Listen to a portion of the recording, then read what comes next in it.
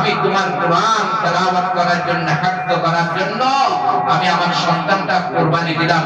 তুমি একটু আমার ছেলেটাকে কোরআন হাফজ দাওয়াতে আসান হয়, তুমি সহজ করে দাও।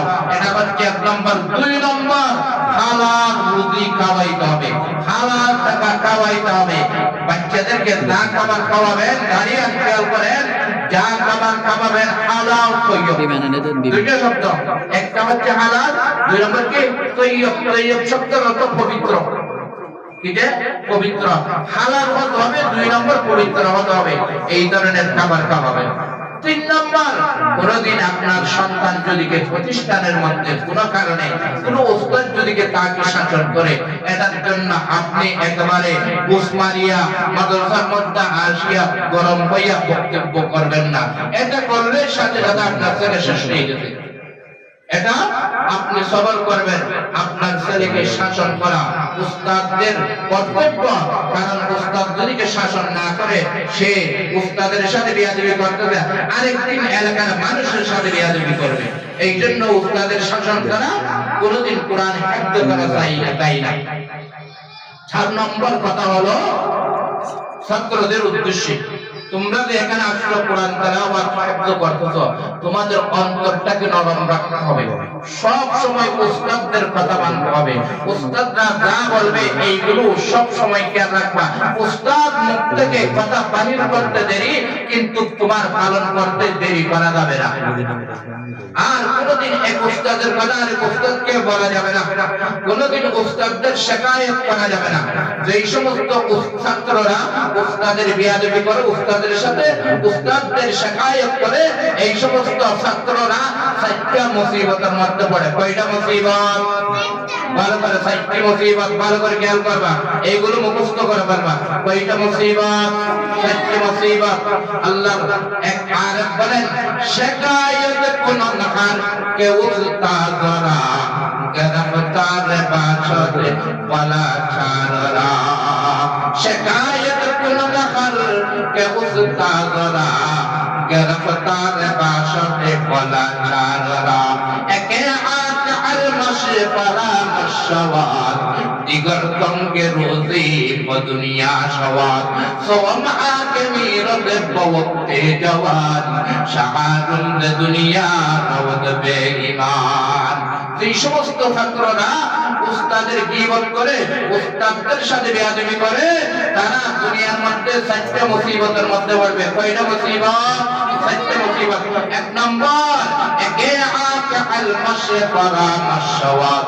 1 নম্বর, তার আলমে কোনদিন তাকে, তার জ্ঞানে তাকে কোনদিন সঠিক রাস্তা দেখাবে না, সে গুমরার মধ্যে যাবে। তার এলম, তার জ্ঞান তাকে সঠিক রাস্তা দেখাবে না, কারণ ওই ছেলেটা বেয়াদবির জন্য। দিগন্তঙ্গে রুজি দুনিয়া সওয়াত। 2 নম্বর, তার রিজিক কমে যাবে, দুনিয়ার মধ্যে সে অভাব-অনটনের মধ্যে থাকবে, সে সব সময় কষ্টের মধ্যে থাকবে, খাবার দাবার নিয়ে সবকিছু নিয়ে কষ্টের মধ্যে থাকবে। 3 নম্বর, সওয়াম আকে মিরতে বওতে জওয়ান। যৌবন হালতে, জওয়ান অবস্থার মধ্যে তার মৃত্যু হবে। শাহারুন দুনিয়া রওদ বেঈমান। 4 নম্বর, ওই সমস্ত ছাত্ররা দুনিয়া থেকে ঈমান নিয়ে যেতে পারে না, বেঈমান হয়ে চলে যাবে। কয়টা মুসিবত বললাম? আবার বলো, কয়টি মুসিবত? কাদের জন্য? যারা উস্তাদের সাথে বেয়াদবি করে তাদের জন্য। কাদের জন্য? উস্তাদের সাথে বেয়াদবি যেই সমস্ত ছাত্র করে তাদের জন্য কয়টি মুসিবত? 4টি। 1 নম্বর, তার জ্ঞান, তার এলম তাকে সঠিক রাস্তা দেখাবে না। 2 নম্বর, তার রিজিক, তার খাবার কমে যাবে। 3 নম্বর, জওয়ান হালতে সে মারা যাবে। 4 নম্বর, সে দুনিয়া থেকে ঈমান নিয়ে যেতে পারবে না, বেঈমান হয়ে মৃত্যুবরণ করবে। এই জন্য তোমাদেরকে আজকে এই নসিহত, কোনদিন উস্তাদদের সাথে বেয়াদবি করবে না, উস্তাদদের সব সময় অনুকরণ করবা এবং তাদেরকে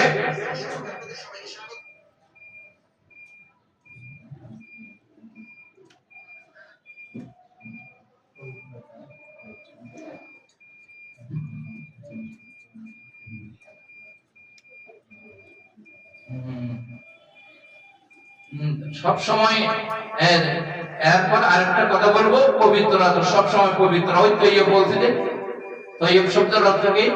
পবিত্র। মা বাবা পবিত্র খাবার খাওয়াবে, আর তোমরাও পবিত্র খাবার খাবা, পবিত্র খাবার খাবা, আর পরিষ্কার পরিচ্ছন্নতা থাকবা, সবসময় পরিষ্কার। কারণ কোরআন ফেরত এইগুলো গ্রহণ করে না, সবসময় পরিষ্কার, সাফাই, তাহারা, পবিত্রতা। অনেক বাচ্চাদেরকে দেখা যায় খানে ওয়াজ করে না, ডিলাকুলুপ করে না, এগুলো করবে না। উস্তাদরা তখন করবে, সাথে সাথে ওই কাজটা করবে, ঠিক আছে? তাহারা, পবিত্রতা ছাড়া কোরআন ধরবে না, কখনো ধরবে না। ফেসরাত করছো, ওযু করে ফেলবা। বাইরে আসছে, বাতাস গেছে, সাথে সাথে ওযুর কি বলবা, এরপর ওযু করে আসবা, ঠিক আছে? এই পবিত্রতা সব সময় এটা মনে রাখবা। এটা তোমার পোশাকের মধ্যে পবিত্রতা, এবং তোমার লেবাস, তোমার খাবার দাবার সব সময়। আর খানা অপচয় করবে না, খাবার কি করবে না, অপচয় করবে না, কখনো খাবার কি করবে না, অপচয় করবে না।